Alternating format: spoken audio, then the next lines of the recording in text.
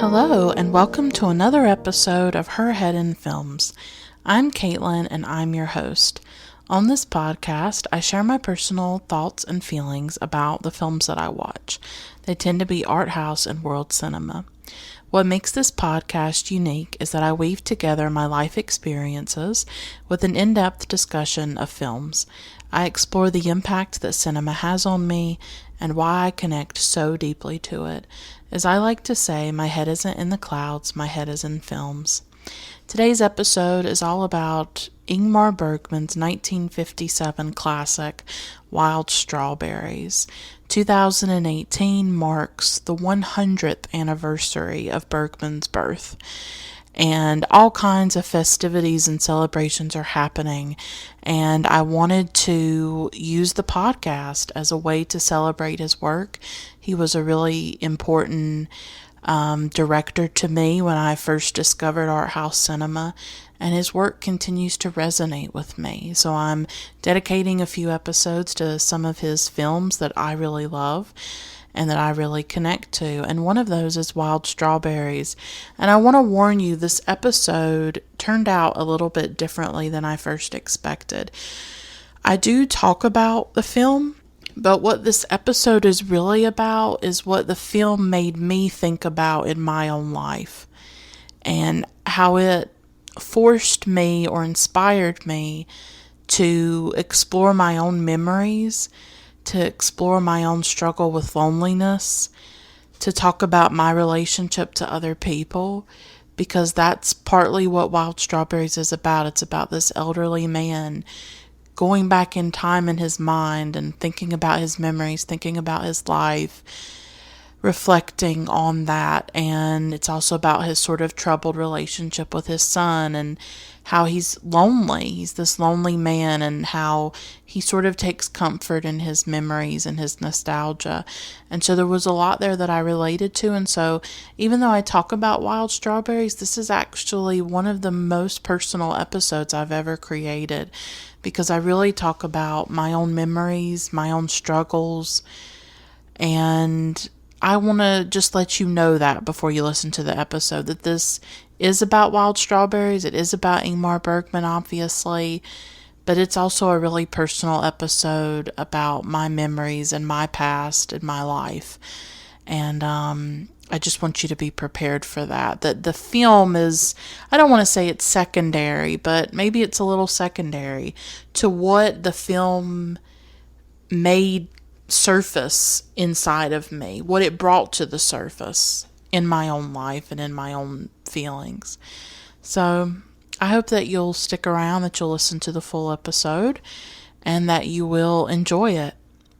Her Head in Films has a Patreon where you can financially support the podcast on a monthly basis and also access rewards and extras. You can find more information about it at patreon.com/herheadinfilms. That's patreon.com/herheadinfilms. At one level, you get a shout out on each episode. So I'd like to give a shout out to some of my patrons. First, I want to welcome a new patron. His name is David. Thank you so much. I really appreciate your support. And I'd love to give a shout out to my other patrons: Juan, Iris, Teal, JD, Vanessa, Spunden, Polina, Olivia, Carolyn, Jesse, Feminist Overlord, Michelle, and Lindsay. All of you make this podcast possible, and I appreciate all of you, so thank you so much. If financial support is not an option, consider reviewing the podcast on iTunes and or Stitcher. If you write a review on iTunes, I will read it on a future episode of the podcast. You can also tell your friends and followers about Her Head in Films, or you can send me an encouraging message or interact with me in a positive way on social media. I'm on Facebook, Instagram, and Twitter at Her Head in Films, and you can see all my social media accounts listed in the show notes of each episode. So let's talk about Ingmar Bergman's Wild Strawberries.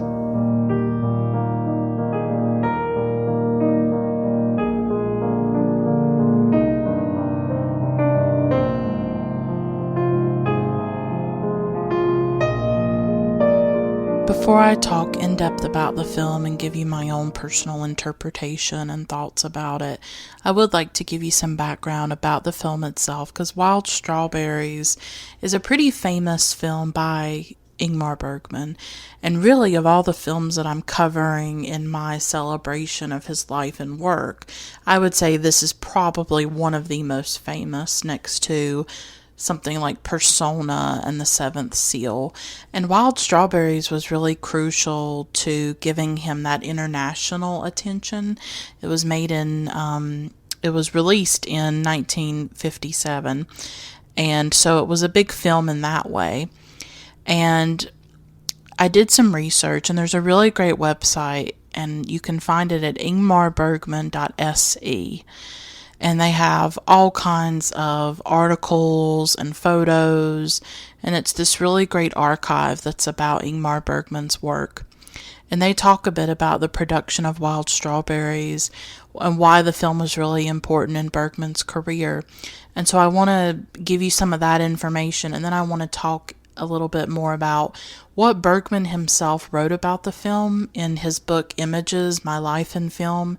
I've been reading it and reading about the different films that I'm covering on the podcast. And I will kind of go in depth with that because he writes some really interesting things about this film. I wouldn't say it's an autobiographical film. I wouldn't put it in those terms because this character is not based on Ingmar Bergman himself or anything like that. But I would say that, as with a lot of Bergman's films, he is infusing some of his own torment and his own demons and issues into the film itself, and he's looking at things in that way. And so I do think it's sort of a personal film, and I think it's very personal when you watch it.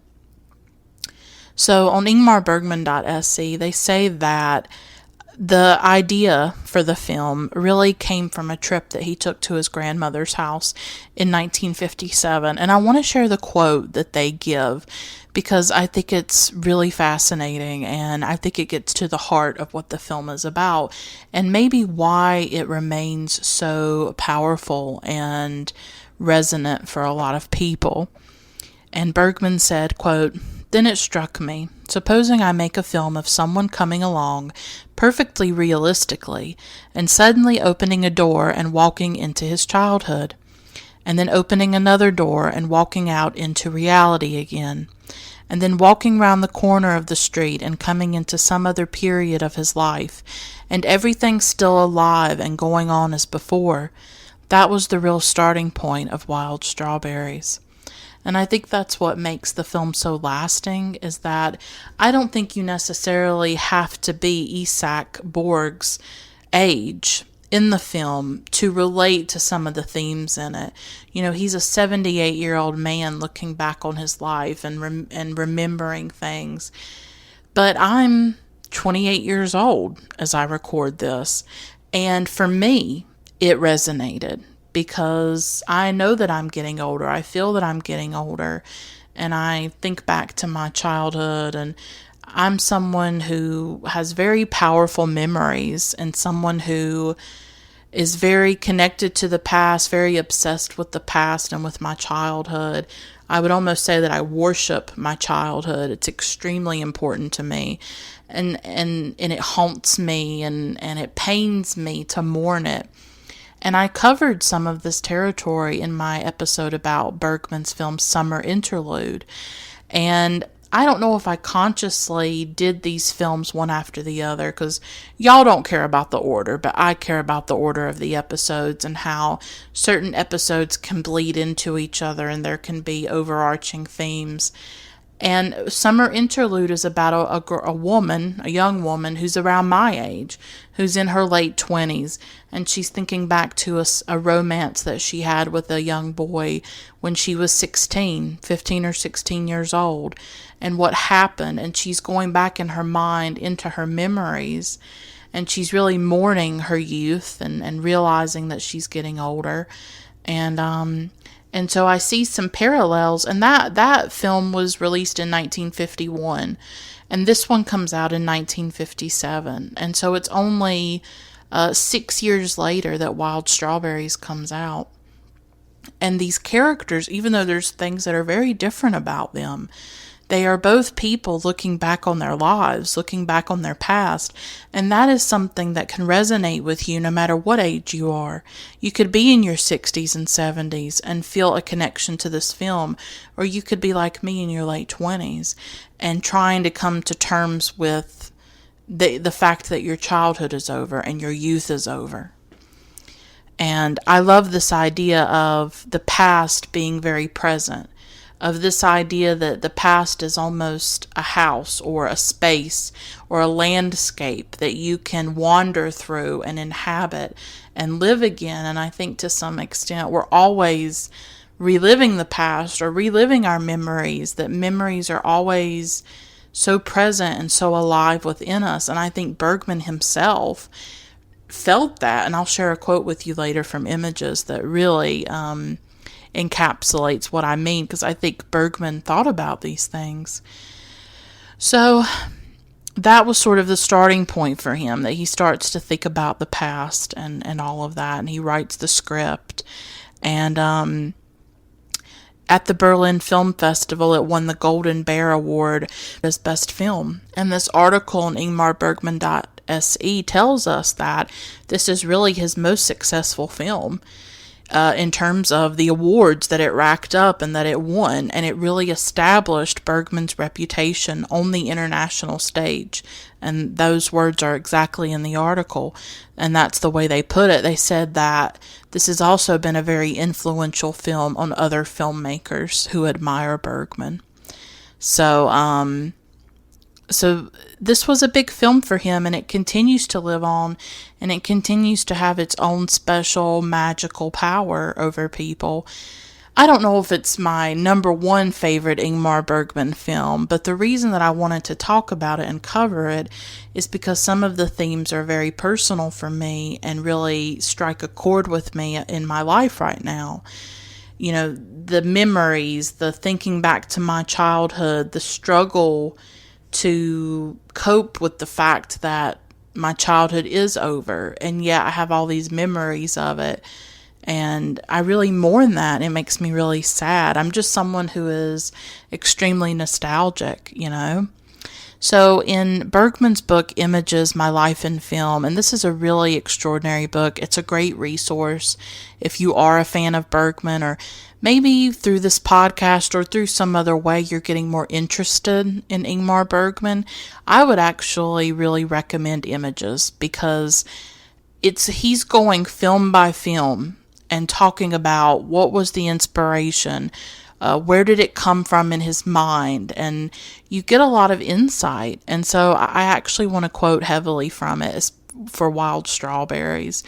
He writes in Images that at the time he was making the film, he was actually going through a separation with his third wife, and that was very painful. He was also dating Bibi Andersson, who's in the film. She's in the film as two characters who are named Sarah. And things were sort of starting to disintegrate for him and Bibi Andersson. And he also said that he was feuding with his parents. And so that's sort of the backdrop under which he's creating the film or writing the film.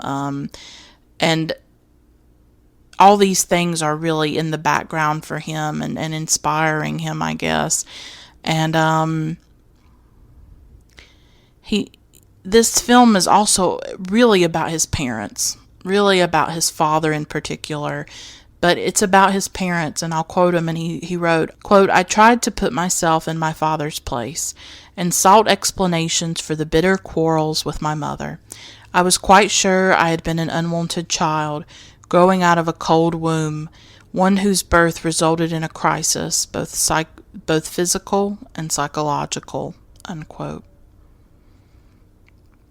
So in some ways, Isak is like his father, but he says that Isak is also him, Ingmar Bergman. He writes, quote, "Isak Borg equals me. IB equals ice and Borg, the Swedish word for fortress. Simple and facile, I had created a figure who on the outside looked like my father, but was me, through and through. I was then 37, cut off from all human relations. It was I who had done the cutting off, presumably as an act of self-affirmation. I was a loner, a failure. I mean a complete failure, though successful and clever and orderly and disciplined, unquote.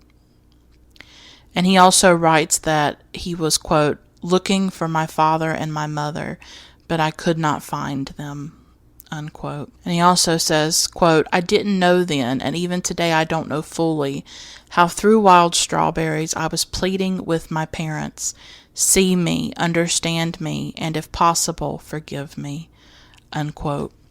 And a lot of the film is about these relationships, because at the end of the film, Isak Borg dreams of his parents and he sees them. It's actually a really beautiful image.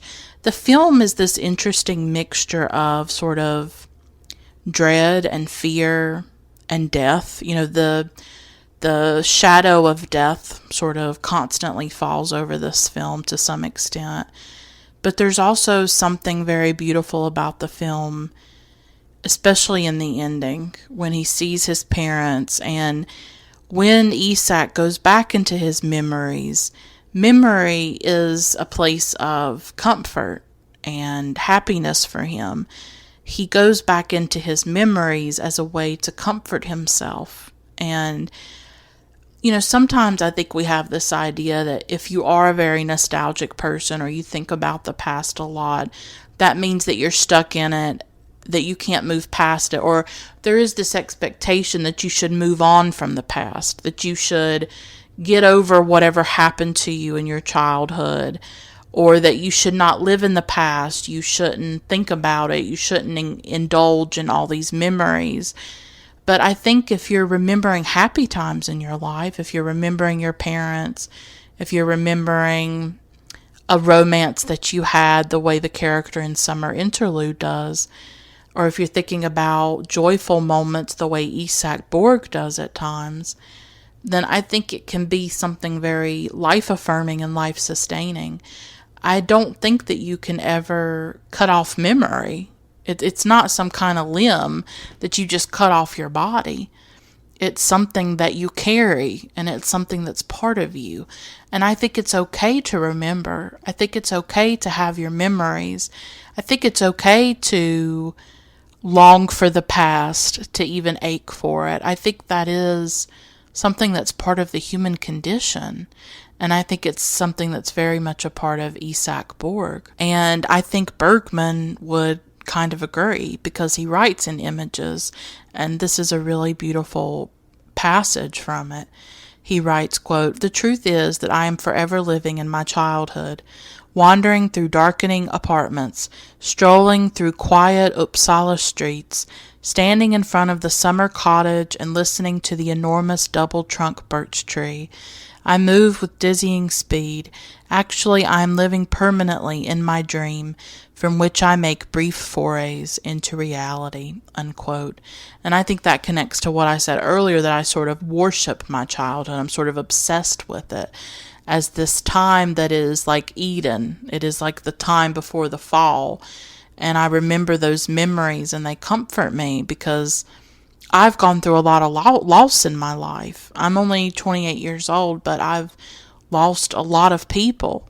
When I was 16, my father died. The next year, my grandmother died.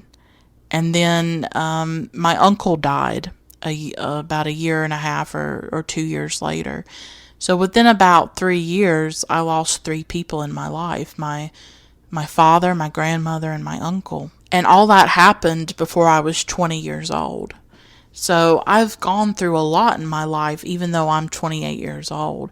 I feel old. You know, when I look at Isak Borg, you know, that's how I feel inside almost. And I was thinking recently how I don't know if I ever was young. I think I was old before I was ever young. That I've always been old. That I've always felt old. And we say that about some people. Oh, they have an old soul or whatever. And I don't know totally what that means. But I guess from a very early age, I felt like this burden on me. I felt this cloud over me. I felt this seriousness. And then, of course, when I lost all these people when I was a teenager, and went through a lot of tragedy that really destroyed me, and it's something I've never fully recovered from because I was so shattered by it. The past has become this place of refuge for me, that I think about my memories, and they are a comfort to me at times, but they can also be really painful to remember what you had, to remember what you'll never have again, what's lost forever. That's not an easy thing. But sometimes, for some of us, it's all that we have left are those memories. And so I do sort of worship my childhood. So for me, a big part of this film is about memory, and it's about the past, and trying to return to it, wanting to return to it. And that's what Isak Borg is able to do. That's what the film allows him to do, is to wander those corridors of his past again. I was thinking about this too as I watched, a lot of Bergman's films sort of take place within like homes and rooms and spaces, But in Summer Interlude and in Wild Strawberries, his characters are out of doors for the most part. In Summer Interlude, they're wandering on the rocks, and they're by the lake, and they're outside in their bathing suits, and they're in the summertime and in the sun, and, rowing on the lake and boating and all of that. And then Isak Borg, for a lot of the film, is outside. He's on the grounds of the summer home that he and his family used to go to. And so I think in the film, the past becomes this landscape that Isak is allowed to sort of roam and explore again the way he did when he was a child. And I think that's a very moving thing. The way he slips in and out of the past and the present, how the two overlap with each other, how they merge in a lot of ways, and fuse. And Isak Borg is played by a very famous director, Victor Jostrom, and I'm sure I probably butchered that name. I went online trying to find it, and I could not figure out how to pronounce this properly. So Victor Jostrom, he directed The Phantom Carriage, which is a really influential and important silent film, really important film in the history of cinema. One that I have not watched yet, but I have a plan to watch it. I'm trying to watch a lot of films from the beginnings of cinema. So I've already watched a lot of stuff sort of from the 1910s, like Alice Guy Blaché and different things like that. I've been watching some Charlie Chaplin, but now I'm into the really fascinating era of the 1920s. And the 1920s have so many masterpieces. I'm really excited to explore them. And so I haven't gotten to The Phantom Carriage yet, but I definitely want to. And for Bergman, The Phantom Carriage was just such a important film. Like, it was really formative for him, he says, and he watched it every year, at least once a year. He would return to it. He saw it for the first time when he was 15 years old. And so he says that The Phantom Carriage had a big influence on his work. So I'm sure to get Victor Jostrom to play this role was a really big deal. And yeah, I mean, he could be difficult. He could be a difficult actor. He was older and he had been through a lot. And what is it? There's this essay. I'll make a brief tangent to an essay by Peter Cowie on the Criterion.com website. He wrote about Jostrom, and he said, quote, "He was 78 years old and sometimes querulous. He was a lonely man whose wife was dead. His health was poor, and during the filming he often forgot his lines, a failing that would only aggravate him the more. Cinematographer Gunnar Fisher says that several scenes had to be shot indoors for Jostrom's sake," unquote. Yeah. So he struggled a bit on the set, but when he got his whiskey, he was happy. He liked flirting with B.B. Anderson. And Bergman, and I think this might be in his autobiography, The Magic Lantern. I think in that book he talks about how a lot of the people on the set would ask Jostrom about the early days of cinema, about his experiences. Yeah, I think I found the quote. I have the book in front of me because I've been reading it. Quote, like inquisitive children, we demanded that he should talk about the old days, about his work, about other producers, about his colleagues from the silent era. He talked willingly and amusingly. Yeah. So they really loved having Victor there to a certain extent, even though, it wasn't it wasn't the easiest thing at times, but he was sort of like a relic, or he was like this really important person from silent cinema. And so they wanted to hear his stories. They wanted to hear about his life and what he had seen and what he had known. And in the end, Victor did just such a wonderful job. And Bergman writes really glowing things about him in his book Images, My Life in Film. He says that Victor, quote, took my text, made it his own, invested it with his own experiences, his pain, his misanthropy, his brutality, sorrow, fear, loneliness, coldness, warmth, harshness, and ennui, unquote. And he also said, quote, Wild Strawberries was no longer my film. It was Victor Jostrom's, unquote. So even though things could be a little difficult at times with Victor, it was a really great, collaboration. And Bergman saw that he had taken this material and made it his own and infused so much of his own life into it. And so I think Victor does a tremendous job in this role, bringing through the pathos of this character, but also that coldness, that hardness. And in Summer Interlude, our main character, who's just in her late 20s, she already feels herself isolating herself, hardening herself in the world because of the pain, because of the loss that she's gone through. And you see something similar with this character of Isak Borg, that he is this lonely man, walling himself off from other people, living a very lonely existence because of certain things that he has been through. And Victor Jostrom just brought through all of that in his performance. And so it was a well-cast role, and just really, it's a beautiful film. And so now I'm going to dig into my own personal thoughts and feelings and emotions about the film, why I love it, why I wanted to talk about it. And there'll just be like a brief little musical interlude, and then I'll talk all about Wild Strawberries.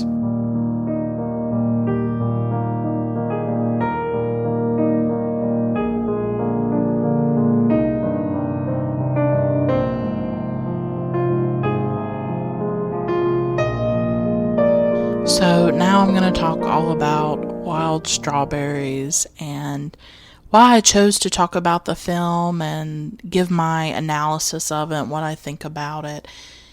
This is a film that I hadn't really thought I would cover. I don't know if it's one that I think about a lot when it comes to Bergman, but what came back to me were some of the themes in it. And they just felt really personal to me right now in my life, because this is about a character, Isak Borg. He's 78 years old. He's a professor. He used to be a physician, and he's going to receive an honorary degree from Lund Cathedral. So he's going to travel and go get the honorary degree, and that's sort of the premise of the film. But it's not really about him receiving that degree. It's about what happens on the way to getting the degree and his journey through his memories and through the past. And as I said earlier, I am obsessed with my childhood, and I mourn my childhood and sort of worship that time in my life. And it's something that sort of I think about a lot and that really obsesses me. But I think I was also drawn to the loneliness of this character, because it's something that I really relate to as well, of feeling so isolated from people and not having a lot of friends or a lot of family, and just feeling so alone in the world, and thinking about maybe some of the decisions I've made to create that condition in my life, to create that situation. As I said earlier, I've been through a lot of loss. Lost my father, my grandmother, my uncle. The death of my father was the most devastating loss, because that was my father, and I was very close to him, and he was my best friend, and he was one of the few people who really loved me and cared about me in the world. I've always been a lonely person. I was a lonely child, and I'm not sure how to explain to you why I've been so alone my whole life. I grew up in a small town in North Carolina. I'm from the South, and there are things about me that clash with the town that I grew up in. I am liberal. I am progressive. I am really a socialist, a democratic socialist. I love art and culture and literature and world cinema, as you can tell from this podcast. I think very deeply about things, and I feel very deeply. And I'm not putting down the town where I grew up. I'm not putting down the people there, because I knew some good people and I had some great teachers in the high school that I went to. But I just found it really difficult to connect with people, because how do you connect with people? You connect through shared things. You connect through things that you like, shows that you watch, books that you read. So if you're different, and if you don't fit into the place where you live, politically, intellectually, philosophically, all of these things, what do you do? And so I think that's part of my isolation as well. And there were very conservative strands within my family, I would say, as well. Some really bad views on the part of a lot of people. I wouldn't say I got the best family in the world, or the most supportive people, or the most loving people. I never felt loved by my family. I never felt like any of them cared about me. And I was right. On both sides, on my mom's side and my dad's side, I never felt any kind of love or affection. And I know that's hard to say, but I get to own my story. And Anne Lamott is a writer that I really love. And she talked about this once, and it might have been on like a thing in Facebook, or may have been a Facebook post, or it may have been in one of her books. But she says that you own what happened to you, and you get to talk about it how you want to talk about it or write about it. So none of my family members listen to this podcast. They don't know anything about me or about my life, because they've chosen not to have any kind of relationships with me since I was a child.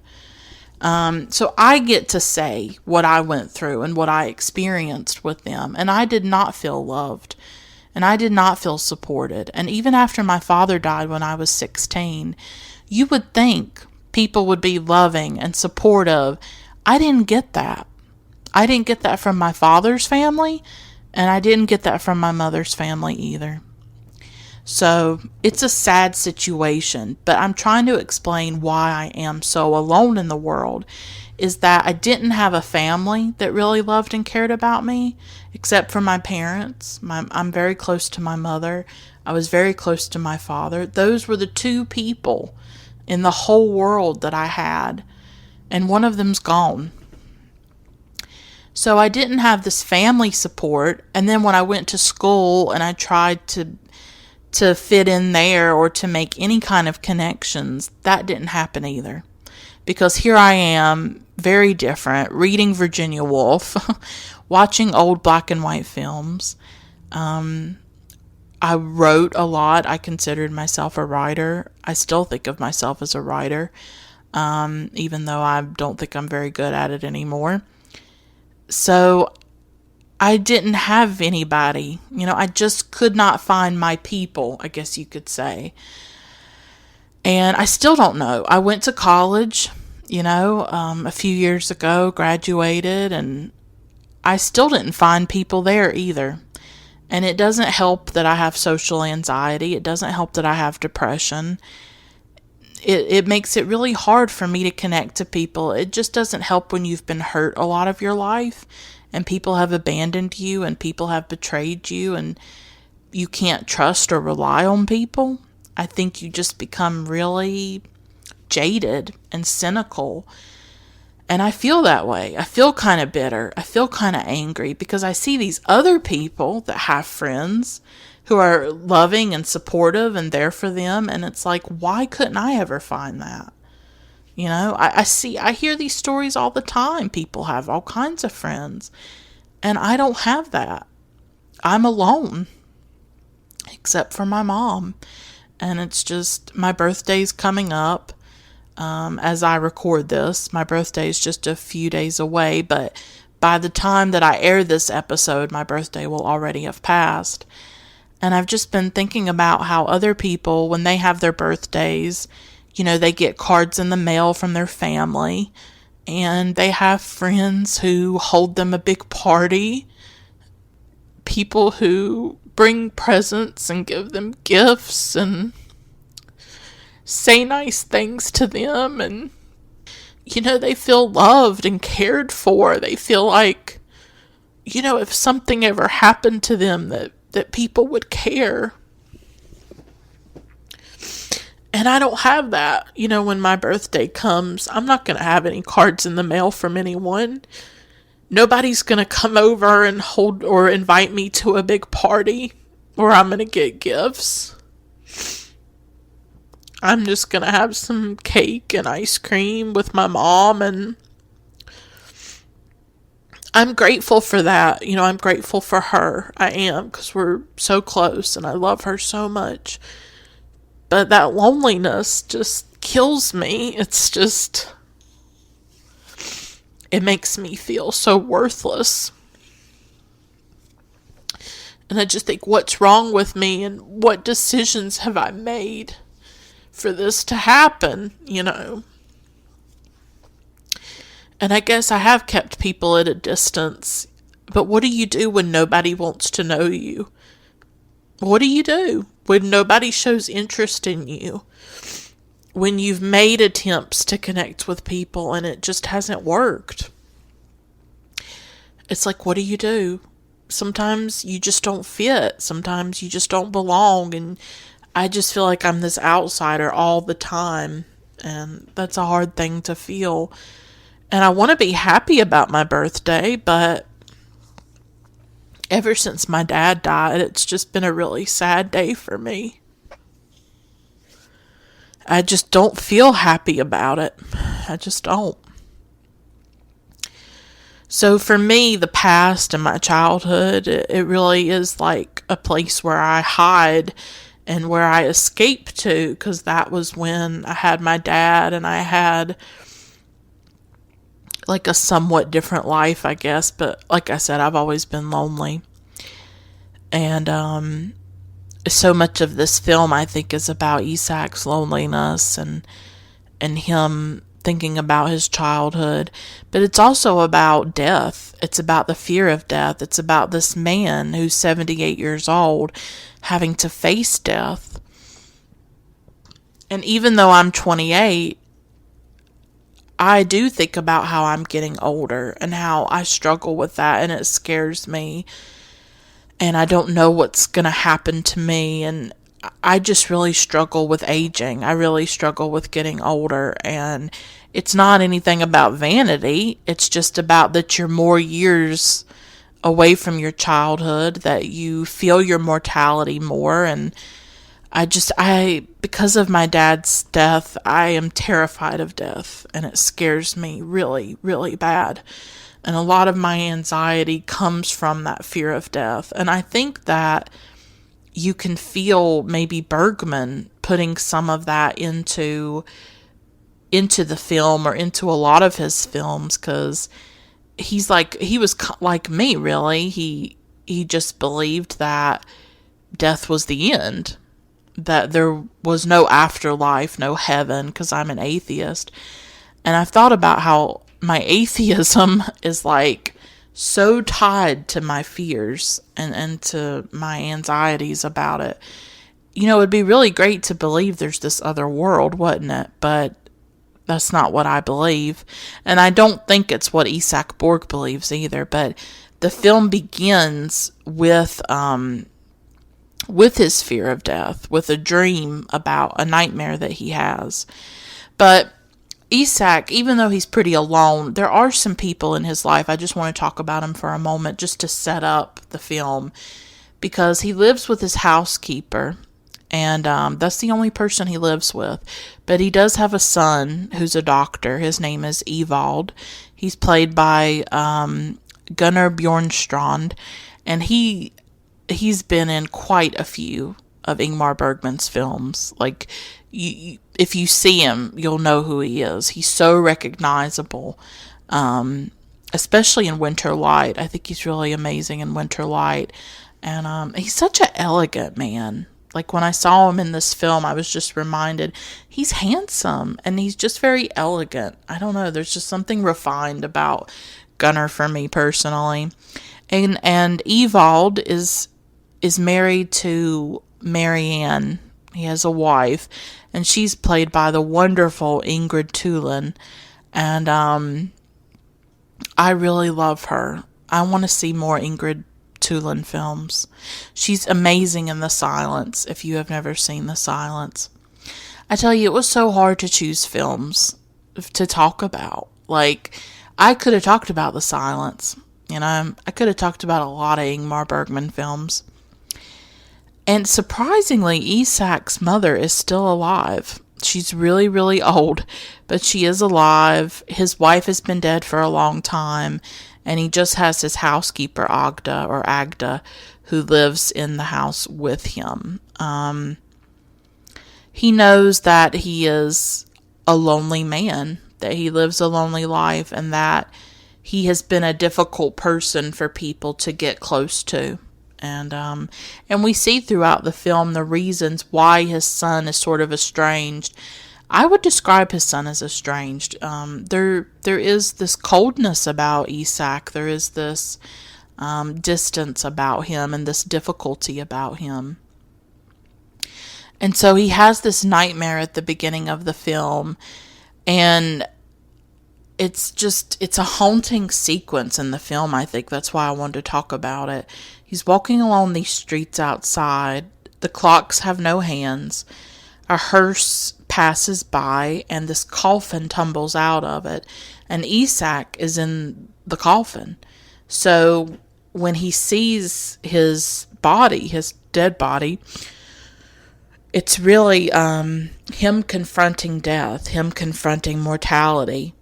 And the dead version of himself reaches out his hand to Isak. So the dead Isak is touching the living Isak. And really death is pulling him in. It's grabbing his hand. He's having to face his own corpse. And it is really a powerful sequence, I think. In the metaphorical and symbolic power of it, I think. That this is such a part of the human condition, of this fear of what is to come in the grave and what happens after death. And you can tell that Isak is very terrified of it, you know. He wakes up from that dream, and he decides that he's going to drive to the place where he's going to get his honorary degree. He's going to drive to Lund Cathedral. And his daughter-in-law, the Ingrid Tulin character, Marianne, she's actually been staying with him because her and Evald are sort of estranged. Like, they're having issues in their marriage, and so she left. It's not till later in the film that we find out why exactly she left. So she's been staying with Isak for a little while, and she decides that she's going to go home.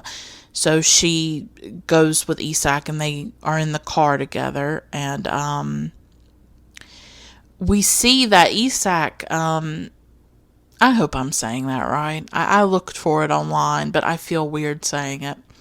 Part of the reason that Isak is sort of estranged from Evald, his son, is that he wants Ewald to pay back this loan. So he loaned some money to him, and he wants him to pay it back, even though it would be a really big burden on Ewald to pay back the loan, that he'd have to work harder, that him and Marianne will always be in debt.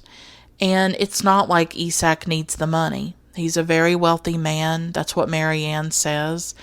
And Marianne says to Isak that his son hates him, that Ewald hates Isak.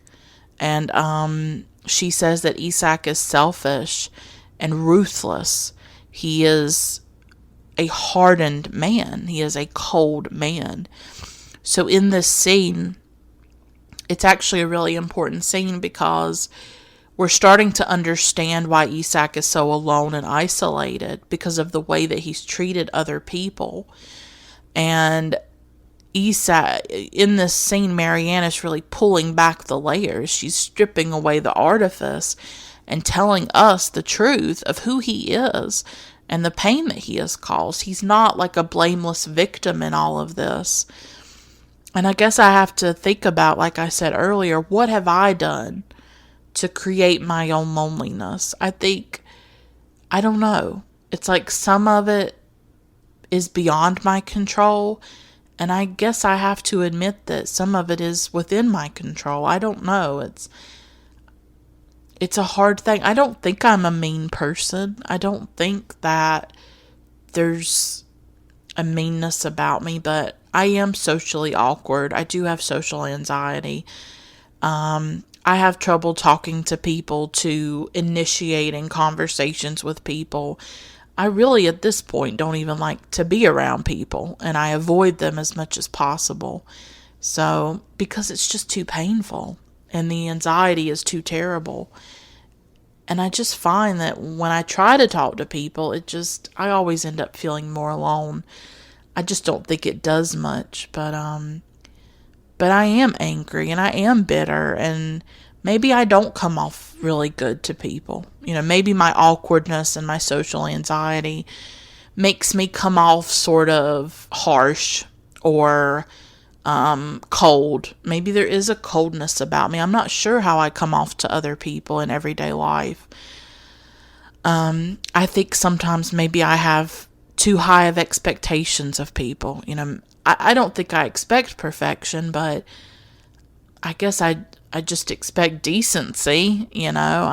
I don't know. I think it's hard when you live in a conservative area. It's like, what do you do when you live around people who have really different political beliefs and it's hard. In the age of Trump, I think we have to have our lines in the sand. That if I'm around people who support him or support certain political causes, I really don't want to know those people. And I think we have to decide those things. But when you're living in a city, there might be a little bit more people for you to interact with. When you live in a rural area the way I do, your choices are a bit more limited, the environment that you live in. And I don't want to make this podcast political. I'm not trying to do that, but it's sort of impossible to talk about these things without just telling the truth. That when you live in the South, when you live in a rural conservative area, and you are not conservative, and you don't believe those things, I think it can make you feel more alienated. I think that we all live in different places. Some of you may live in certain countries or certain cities or certain cultures where you feel a similar way, where you may have political views, or you may have something about your identity and who you are that is threatening, to the people around you, or something that is unacceptable or intolerable or taboo, And you can feel very isolated and alone because of that. And that's certainly part of my own isolation and my own loneliness. I'll just be honest, I didn't want to get too political because politics are it's hard. It's painful. it gives me so much despair to watch the news nowadays. And I would like the podcast to hopefully be a little bit of an escape for you or a break from it. But I'm just trying to think about my own loneliness and like why I am so alone as a person in the world. And it's just, there's a lot of factors to it. It's not all within my control, but I guess some of it is. And with Isak, a lot of it has been created by him. The way he treats his son, the way he treats the people around him, that some of that loneliness has been created by him, but then some of it hasn't. He's been through some difficult things, and he's sort of isolated himself from other people. And like I said a bit earlier, he has hardened himself and recoiled from human interaction in a similar way that our main character in Summer Interlude did, even though she's much younger. She's like, half of Isak's age. She's just in her late 20s. But she distances herself from other people. So that's a big part of that film. How do you become a hard person? What are the things that happen to you to make you cold? And how do you resist that? Can you resist that? That's something I struggle with too, that everything I've been through, not just the loss, but what came after the loss, not just the death of my father, but what came after it, and the kind of behavior that I saw from people that I never expected it from. I was never overly close with my family. Like I told you, I didn't feel loved and cared about for the most part. But God, I thought that if something like that happened to me, if something like my father dying when I'm 16 years old, leaving my mother a widow and a single parent, you better believe I thought people would step up a little bit more. I did think people would be kinder and more sensitive and gentler. I guess that was too much to expect. So yeah, it did something to me when person after person after person treated me in a certain way. Yeah, it affected me, and it did harden me, and it did make me distrustful of people, and it did make me isolate and recoil from it. And I've never been able to change that trajectory. It's something I still struggle with, that I don't trust people, and that I am alone because of it. And for me, I would prefer to be alone.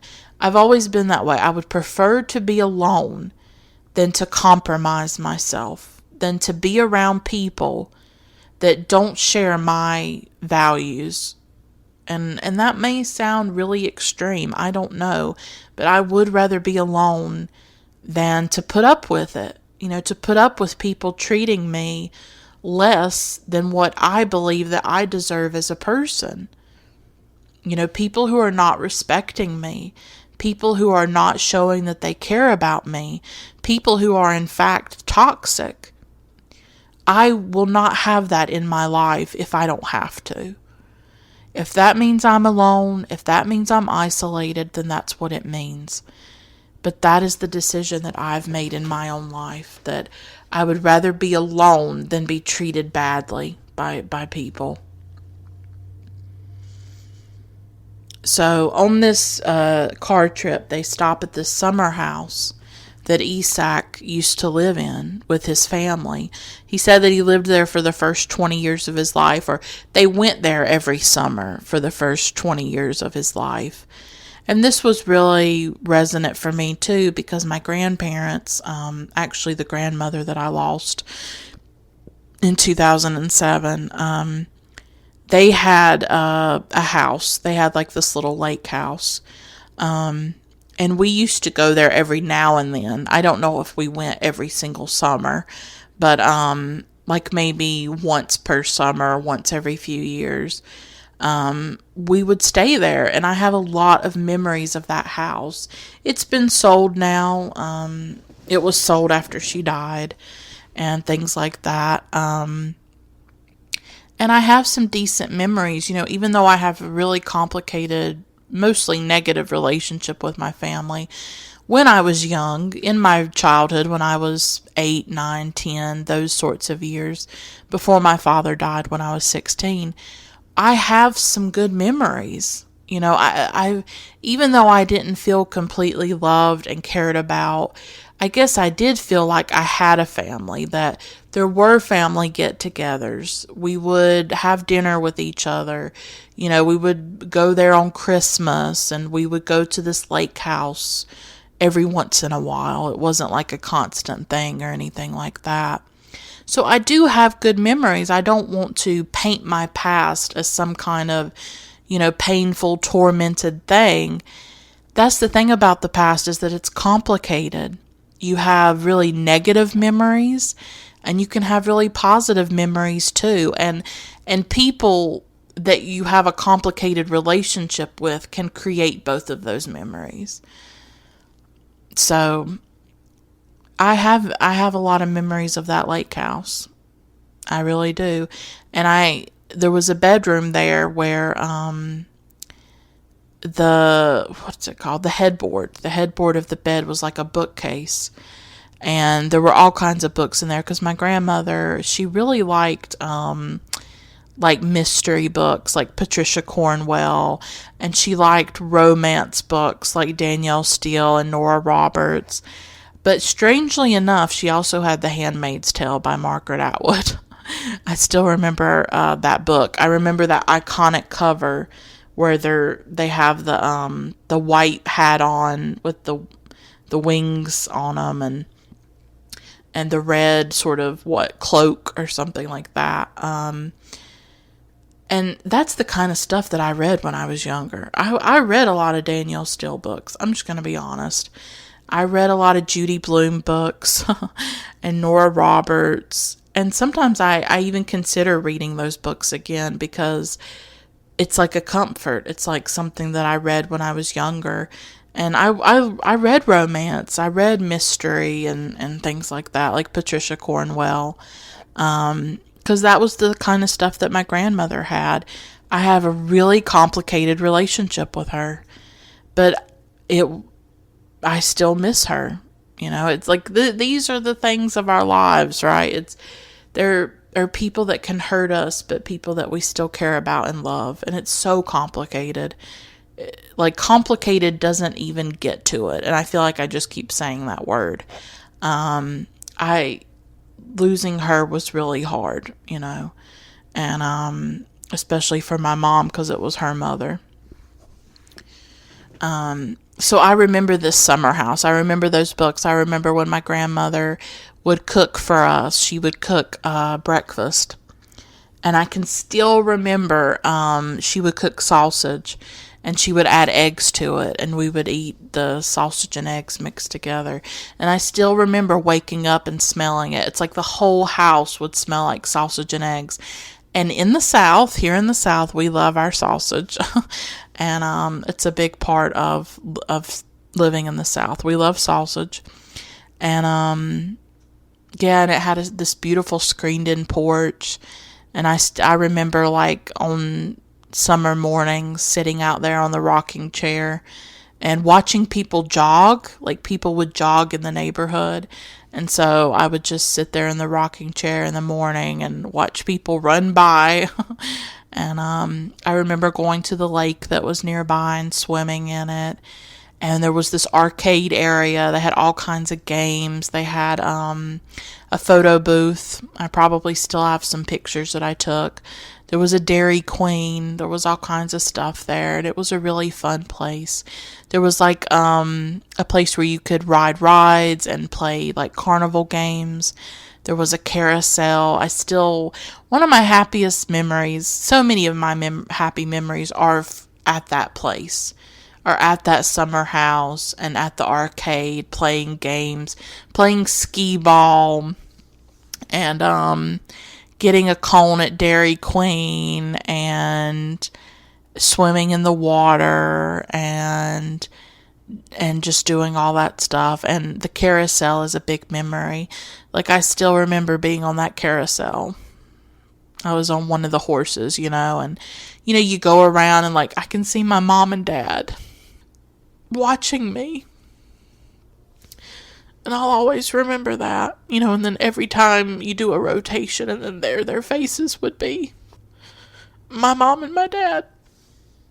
And I'll never have that again. I'll never be that little girl again. And I'll never have both my parents together like that again. And that's really hard. And so that's what makes the ending of the film, like, really touching for me. Is that when Isak has that dream at the end of the film, he remembers his parents. But that summer house, whew, that brings back a lot of memories. I mean, my main memories are connected to my grandmother and my mom and my dad. Those are really where most of my memories go to when I think about that house that they had. It's just, wow, those memories are just really freaking powerful.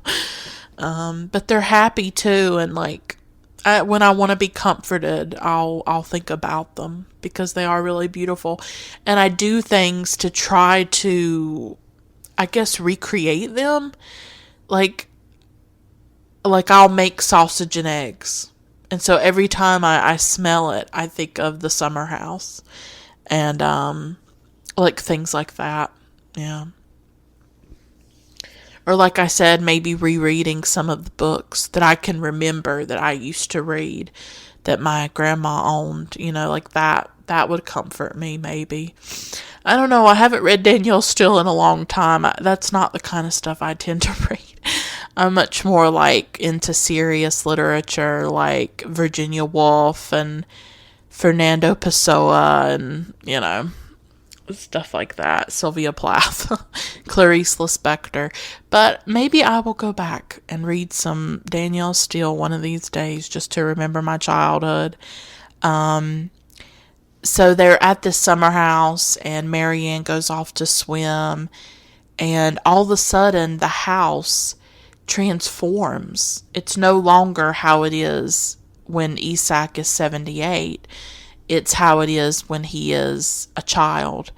And the grounds change and everything. And he's really going on this memory journey. And he's transported back in time to that place in his life, And now we see Bibi Anderson's character, Sarah, and she's picking wild strawberries. She's wearing clothes from the past, probably turn of the 20th century sort of clothes.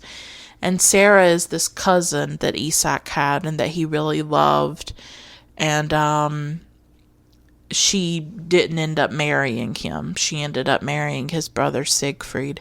And that was obviously something very painful. And there's another scene in the film that leads us to believe or shows us that Isak's wife cheated on him. So this is a man who has hurt people, but he's also been hurt by people, And I was thinking as I watched the film this time how the strawberries in this film are almost like his Madeline, right? Proust has the Madeline that, what is it? He dips it in tea or something like that, or I don't know. I haven't read Proust. I haven't read his opus, his masterpiece, but I do think that there's like this cookie or something that he eats, and he's sort of transported into his memories, and so the strawberries are this thing that triggers his memories and makes him think of the past. And he's able to wander around the grounds of this house, and he sees people from his youth.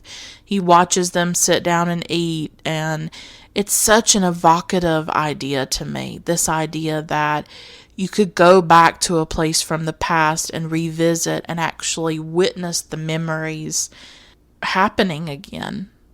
Like, I just love that idea. And I love that Bergman explored the power of that. And I guess that's kind of what we do in our minds to a certain extent, that we're sort of traveling back in time and reliving these events. But it's kind of how I feel sometimes when I think back to that summer house, or when I think back to my childhood home that I lost a few years ago. I think back to those memories, but it's painful too. There's a comfort to it at times, but there's also such a pain to think about what you've lost and what you'll never have again.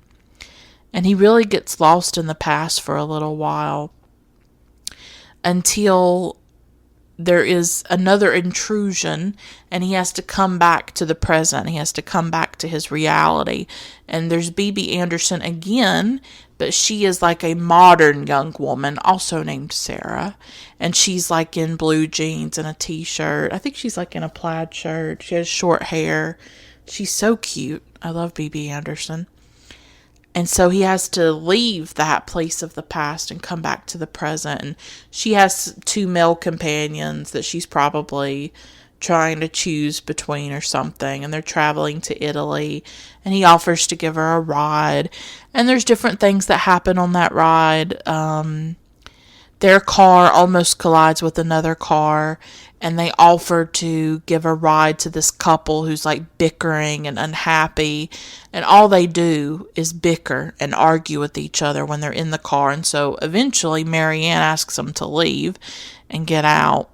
And they go and they visit Isaac's mother.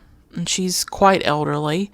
And then he's back in the past again. And he's talking to Sarah again in the past. She's in the older clothes, and they're actually talking to each other. Before, he had wandered the grounds of this place, and nobody had noticed him or acknowledged him, the people from the past. But now he's actually confronting Sarah. He's interacting with her as she would have been decades and decades ago. And so in this scene, he's an old man, she's still a young woman, but the past and the present sort of meet in this scene, and she holds up a mirror, and she makes him look into it, and she says that she's going to marry his brother Siegfried, and he says that it hurts, and then she runs away. She grabs a baby and goes into a house. It's sort of this dream sequence, right? And it's there to represent the fact that Sarah did not marry him, that she married Siegfried. She had a baby with him. She had a life with him. And I think Isaac was deeply hurt by that. And maybe he never fully admitted it to anybody or to himself, but it comes out now. I think it's very telling that he goes back to that summer house. He's going on this memory journey. That's what I like to call it, a memory journey. And what does he immediately think of? He immediately thinks of Sarah.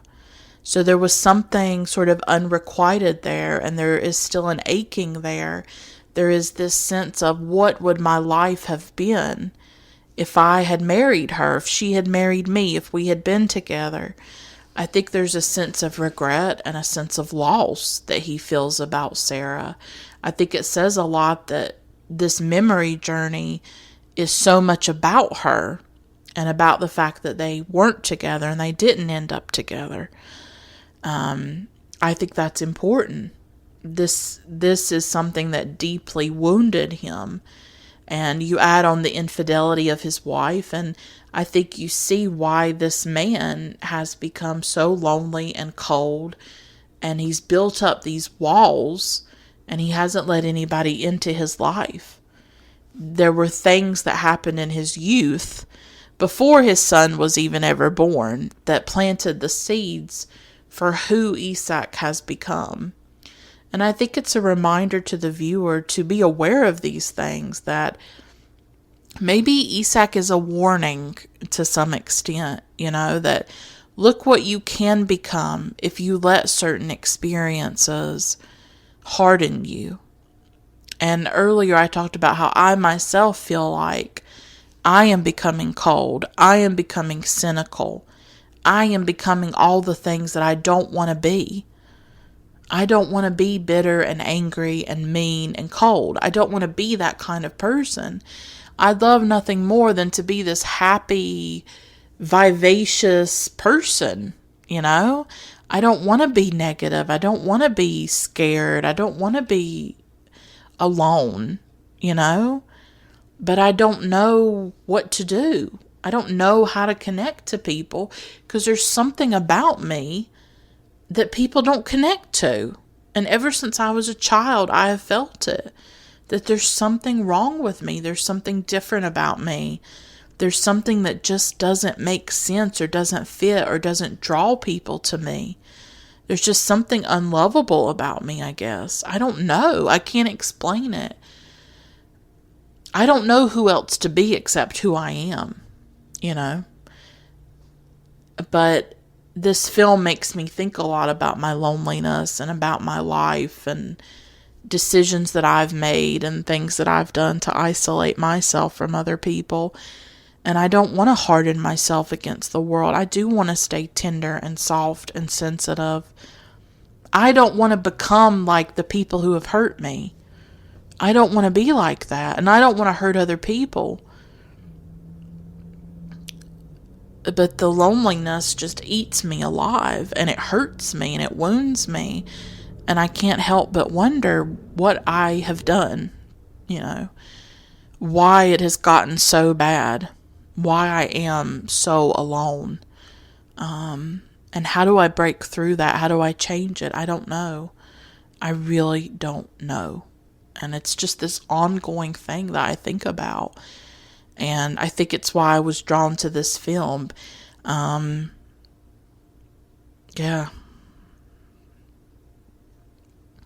And we learn at the end of the film that Marianne is pregnant. And that when she told Ewald, Isaac's son, that he was furious, he doesn't want to bring a child into the world because he hates it. Yeah, I mean, there's a very powerful scene where he talks about how this is not the kind of world to bring a child into. And, Marianne tells him how cold he is, just like his father, just like Isaac. So Ewald and Isaac, they're very similar in a lot of ways, even though they sort of clash and they have this estranged relationship. I mean, really, Ewald is obviously profoundly affected by his relationship with his father, and it may not have been very loving or affectionate. And so he's really just kind of going off what he's learned and the way that he's been treated. Because unfortunately, we can often treat other people the way we've been treated. You know, that if we've not been treated well, or people have been mean to us, or have abandoned us, or whatever, that sometimes we can do that to other people. And I'm sure I've done that. I'm sure I haven't been a great friend or a great person 100% of the time in my life. I've tried my best, but I'm human and I'm flawed, and I'm sure I need to be forgiven for things. And what can you do? You know, sometimes you're flawed. Sometimes you make mistakes. Sometimes you're not the greatest person or the person that you want to be. That's life. That's how we are. We can't be perfect all of the time. And I certainly don't expect perfection from other people. I really don't. But I guess maybe sometimes I can have expectations that are too high. But, Ewald and Isaac, you know, there's such a distance between the two of them, even though they're very similar. And Isaac does receive his honorary degree, and it's a really great moment for him. And it seems like Marianne and Ewald might reconcile. So even though the film has these really heavy themes, and it's about death and loneliness and regrets, there is something, I think, life-affirming about the end of the film. And Isaac sort of reaches out to his housekeeper, Agda, and tries to have a more deeper connection with her. More deeper. That's really grammatical. Tries to have a deeper connection with Agda, but she's very wary of it. But I think it says a lot that he tried, that he made that effort, even though it didn't go over too great. And then later that night, those kids that he had given a ride to, Sarah, played by B.B. Anderson, and the two guys, the ones that were going to Italy, they're outside his window singing. And you watch them run off into the night, and it's like you can almost see Isaac remembering in his own mind when he was that age and when he was that carefree and happy, and that's kind of over for him now in a lot of ways. And it just ends with him alone in his bed, and he says that he likes to think of his childhood memories, that it's a comfort to him, and he imagines the summer home again. And Sarah appears, played by B.B. Anderson, and she guides him to his mother and father, and he sees them in the distance sitting on a rocky cliff overlooking some water. And there's a close-up of his eyes, and they're full of tears. And it's just him in his bed, remembering his childhood, remembering his parents. And it's just an incredibly moving and beautiful ending. Even though he is alone, he is isolated from other people, he has his memories that he can explore and he can wander through and he can think about. And people hurt us, and we can have really complicated relationships with people, as I have talked about. But as painful and complicated as those relationships can be, there can be moments of beauty in them, and there can be a sense of connection and all of that. And it's interesting that Bergman talks about how this film was sort of him coming to terms with his parents, and that he was quarreling and he was having difficulties with them at the time when he was writing the film, making the film. But I think there's something really beautiful about it ending that way, with Isaac seeing his parents in the distance. And I had a really loving relationship with my parents, but I have much more complicated relationships with other people in my life or other family members that I'm obviously being vague and abstract about because I don't want to go into every detail about it. But I think some of you can probably relate to that. So I just think it's really beautiful that it ends with him seeing his parents in the distance,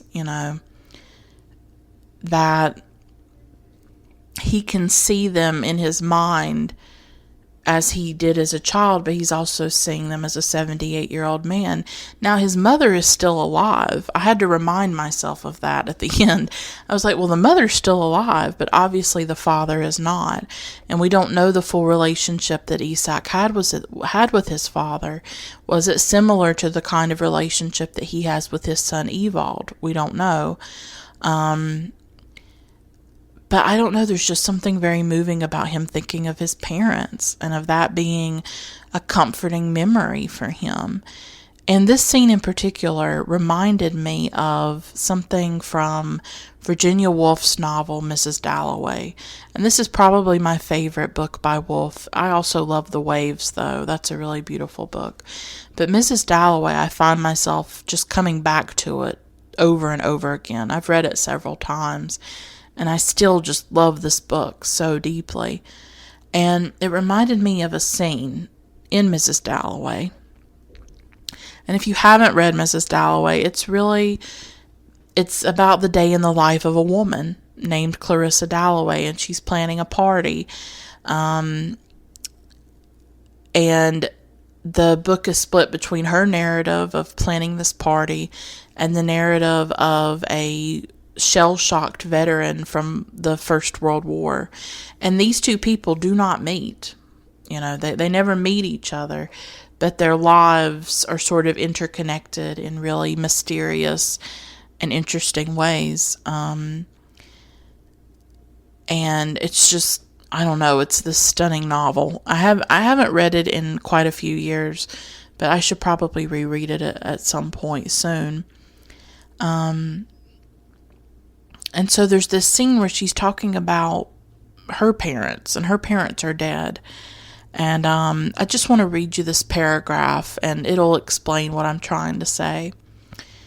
Quote, "Do you remember the lake?" she said in an abrupt voice, under the pressure of an emotion which caught her heart, made the muscles of her throat stiff, and contracted her lips in a spasm as she said lake, for she was a child, throwing bread to the ducks between her parents, and at the same time a grown woman coming to her parents who stood by the lake, holding her life in her arms, which as she neared them grew larger and larger in her arms, until it became a whole life, a complete life, which she put down by them and said, "This is what I have made of it, this." And what had she made of it? What indeed? Sitting there sewing this morning with Peter. Unquote. So in this scene, she's thinking back to her parents by a lake, and she's imagining herself both as a child with her parents, but as an adult now, as she's having the memory. And she imagines her life as this thing that she's holding in her hands and that she is showing to her parents and saying, "This is what I have done. This is what I have created." And then she wonders, what has she really made of her life? Because she doesn't know. She's doubtful about the kind of life that she has created, and if it would impress her parents, if it would be something that they would be proud of. And so that ending of Wild Strawberries, where Isak is thinking of his parents, and they also happen to be by a lake or by a body of water, which is sort of interesting, the parallels. Thinking of that in his mind, and that being comforting to him, and maybe he's thinking that too, like what would my father think? I mean, obviously his mother's alive, but what would his father think of his life possibly? So it's a beautiful way to close the film. It sort of comes full circle in a way, and it shows how the past and childhood and our memories can be a place of comfort and can be a place of refuge. And that's certainly what it is for Isak. And so even though he has this loneliness, he has these regrets, he has this fear of death, thinking back to the early days of his life, those early years at the summer house, those first 20 years, when he had both of his parents, when he had the rest of his family. Because I would imagine by the time he's 78, quite a few people in his family have probably died. When he had Sarah and was in love with her before she married Siegfried. So that is the time in his life, those first 20 years, that are the most powerful and the most unforgettable for him, and the ones that really made him who he is. Their beauty and their pain, because that's what our childhoods are. That's what those years are. They are full of so much beauty. They're full of, summer mornings, sitting on the screened-in porch on the rocking chair, eating sausage and eggs, and reading the books that my grandmother had, and all that comes with that, with these very complicated relationships and painful relationships at times. There are those beautiful memories, and then there is the pain that comes later of people not caring about you or loving you the way that you need them to love you. And that's the thing, is that Isak needed to be loved by Sarah and wanted to be loved by her and wanted to marry her, and he couldn't have that. And he lost that, and I think that made a big scar on him emotionally to some extent. And just other experiences that he's had, obviously, have made him cold and bitter and hardened against other people. And so then, in a way, he's replicated that kind of behavior, replicated that pain that caused him so much pain, right? And so, but that is the past. It is this place of pain, but also beauty, depending on your childhood, depending on what you went through. But it's this contradiction for me, is that I think so much about my childhood. I think about being on that carousel, and I think about getting ice cream, and I think about the time that I spent with my father and the things that we did. And then I also realized that that was a time of great pain for me, that I was struggling with things, that I felt so alone, just because I told you I felt alone my whole life, None of that went away just because my dad was alive. That was part of my life the whole time. But the past is this landscape. It is this space that we can wander through and think about, well, what are the things that shaped us? What are the things that haunt us? What are the things that stay with us? What are the things that made us who we are? But then, of course, as we become adults and we get older, we have to decide, what do we keep? What are the memories and the things that we keep? At some point, we have to try to let go of some of that, try to resist some of that, try to resist the things that harden us and that make us cold towards other people, and try to decide to not be like that. And we don't have an answer at the end of Wild Strawberries. Will Isak have a better relationship with his son? Will he have more friendships or relationships with other people? I doubt it, I don't know. But that's not really the point. But this film creates a space for us to think about our memories, to think about our childhood, to think about our loneliness, to think about what are the things that have really shaped us as people. What are our regrets? What are our relationships with other people? And how have we treated others? How have we been treated? There's a lot there, but those are the themes. I'm not saying there's not other themes, obviously. If you watch it, you'll get something completely different out of it than me. But I just want to end this episode by saying that's the reason that I watched it, is that I wanted to think about these things. I wanted to think about my memories and my childhood and my past and my relationship to it and my relationship to other people, and how those relationships have become very difficult, and how I have become isolated and alone, and I don't totally know how to change it or what to do about it. But that's something that is an ongoing issue for me, an ongoing conversation that will maybe I'll pick it up again in the future. But that's definitely a big part of this film for me, and why I chose to talk about it with you and to share some personal things, to share a lot of personal things. So I hope that this episode was worthwhile for you, and I definitely thank you for listening to it. And I'll stop here. I've gone on long enough. Until next time, keep watching great films. Bye for now.